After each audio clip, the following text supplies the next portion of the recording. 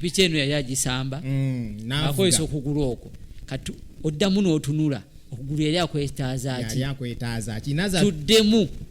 akole ekyo kyennyini kati baita rehabilitation okuzzaawo kiri and we also do what we call habilitation now bye bigambo bibiri bya njawulo rehabilitation tukuyambako ku regaininga skill gyali oyina then habilitation tukuyigiriza a new habit oba okusobola okubeerawo nekino ekipya kyofunye wali obadde na kugulu katukuyina naye oyina kyoyina ngosobola okuddamu njikwesanga kuli okugulu kati bagita rehabilitation kati then habilitation kiringa kubanga ku myaka gyo mukuru Yusufu katugeze oyina emyaka 2 we expect you kubanga weeriisa weenaaza weekombinga we call them activities of daily living ebintu by'olina okukola buli lunaku so mulimu omuntu ku myaka gyo actually when you take a move to those hospitals you'll find out mulimu omuntu ayina emyaka 2 netamanyi kwetwala mu toilet kisoboka waliwo omuntu ayina emyaka 10 netasaa kweyambaza so when we are training them a new skill nga tagikolangako we call it habilitation so we particularly focus on mental functioning of someone mental yes and then physical. That's why we are different from physiotherapists. Physiotherapists only work on the physical. For us, we work on the psychological part of the person and then the physical part of the person. That was my first profession. Then I went on ahead to be a public health specialist so that I can come out and speak to the majority of the people. So now I'm here today to speak out to the large number that are listening to Kibz online radio. Bane mwideko Omusawo wano Kibz wetu wekola Kibz on radio leta abantu abenjawulo asose nakunyonyola ayagadde asooka akunyonyole kubanga ebigambo bino byakunyonyola binzo okuba bipya mu matuugo abasawo babikula bingi yensonga laki mulesi kyenjagadde omuleta public kasembyeyo kigazi kati njagala mulete mubuuze ku kino kyenjagala oleeta lwaki abantu baffe bamanyi okulwala ne bagenda mu mawanga ag'ebweru ng'ate mu abasawo we muli kati njagala nkakase abasawo abakugu mwe muli oba temuliiwo neyanziza nnyo mukulu Senteza ngenda sooka ne kana akayinza okutukyamula mu covid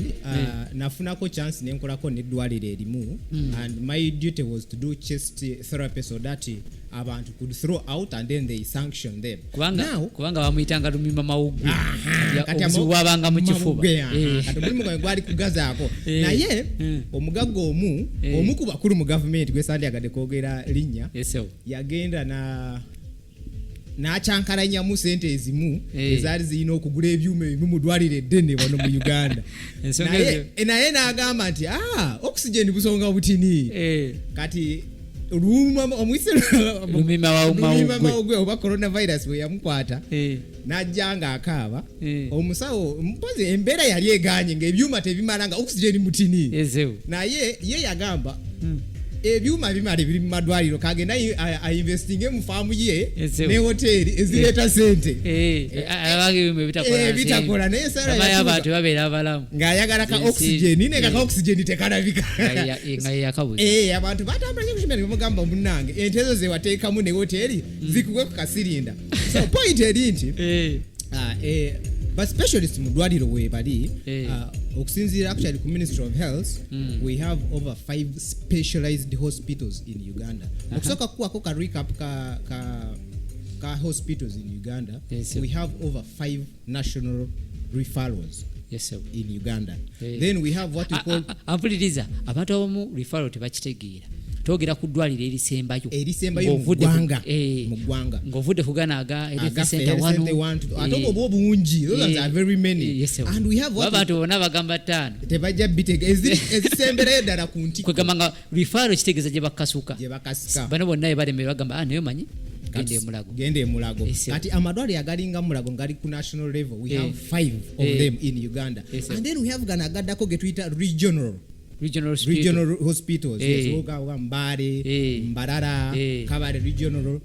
then we have buno bugana amalala ga referring ku refer kati region eno abanayo kabagitegeere bulungi kati region we muri awe baba tugeze Mbale kati esalako Mbale nambiri basinga olemerwa kasobo olemerwa Mbale ogenda ku refer yewe mudetero okuddako wansi kuwacha kulabira kukatandikire katugeze nga muno mu Kachiri kitundu kyaffe kye tulimu Kachiri eyino kubanga eri mu health center 2 health center 3 and then 5 noko yongerako so emitendera giri nti wogenda ngo ino obulwadde ku health center for example 2 nebanga services eziriwo tezisobola kujanjaba bakurifaringa ku health center 3 then refer soka choro abantu abamu actually munenya government gova wano nove Kachiri nogenda direct emulago ne bagamba sokodeyo wansi wano tetujja kujanjaba situ kwanga tebagenda kujanjaba wabula waloche baita chronological order oba engoberera ye ebintu byo bino tambulamu nti omuntu abadde anywera eddagala for example ku Wakiso Health Center 4 wamurifaringa emulago kimwanguyira kubanga baba bakwatagana kwase katabu naye kati gojja kuveeno ekiruddu ekikuji gyobadde onywera ku wasenga nga akuwaka eddagala mumba nebigenderako oluuto olwekyanga ne bakusindika emulago wajja kuba already abali ku appointment kati bajja kulekola ali ku appointment bajje kuggwe Nesha yinzo kwa toyina biwandiko biragaddaga yoina mubiri. Yoina mubiri obo ino musayi obo wachika kya musayi obo oli mulwadde oba toli mulwadde. Abaina kudda mu examination. Yes, kati omuntu nafuna obuzima bagamba government defy. Government defy in one way or the other. Na ye okude ku oleza government. Si oleza government obula mpolereza ekituufu ekiriwo. Weza dwali. Mpolereza dwali professional yange n'ekintu ekiriwo. For example kwa kyakula kwa dwali olyembadde mu recently. Yesewo. Omulwadde abadde ina mucosa eringa sort of cancer naye affecting her skin naye yazenga agamba sobola genda kudwaliro liri kubanga nze manyi teri basawo naye kati kino kambeko kyembagamba kino njagala mukitegeerere wano abakibuuliriza mu side ya health government yekyasinze ku hiring oba employing abantu abali specialized and well known but the problem is nti obudde bwe tubeerayo bwe butabeera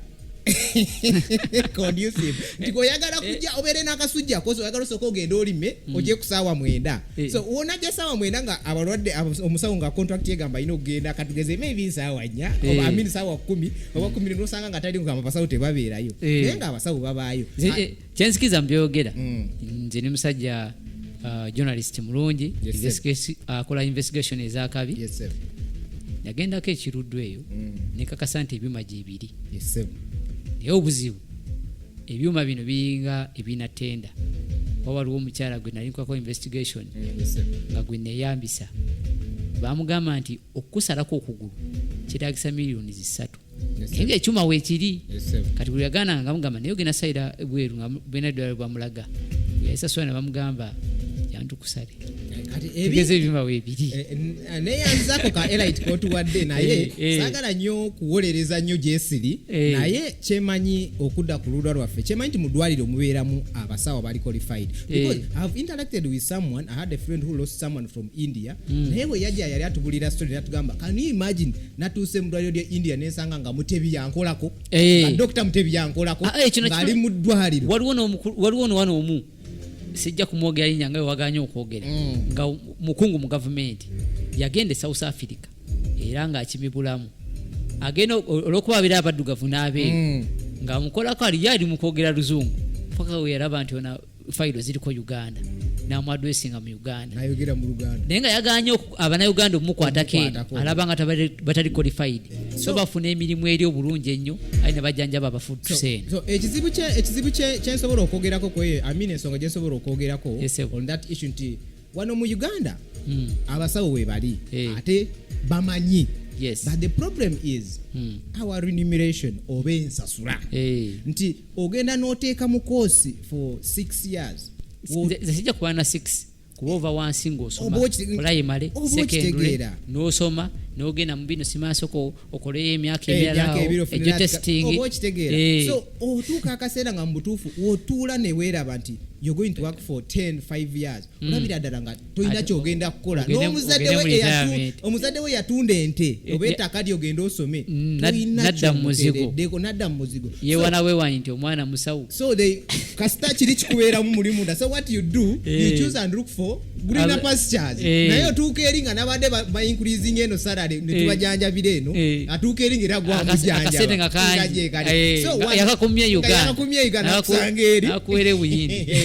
so abasawo bwe bali ebyuma weebiri kyensobola okugamba nti we should find a way of sitting down these different professionals si basawo bokka even engineers nze kinuma nnyo kubanga waliwo ekkuba erimu eri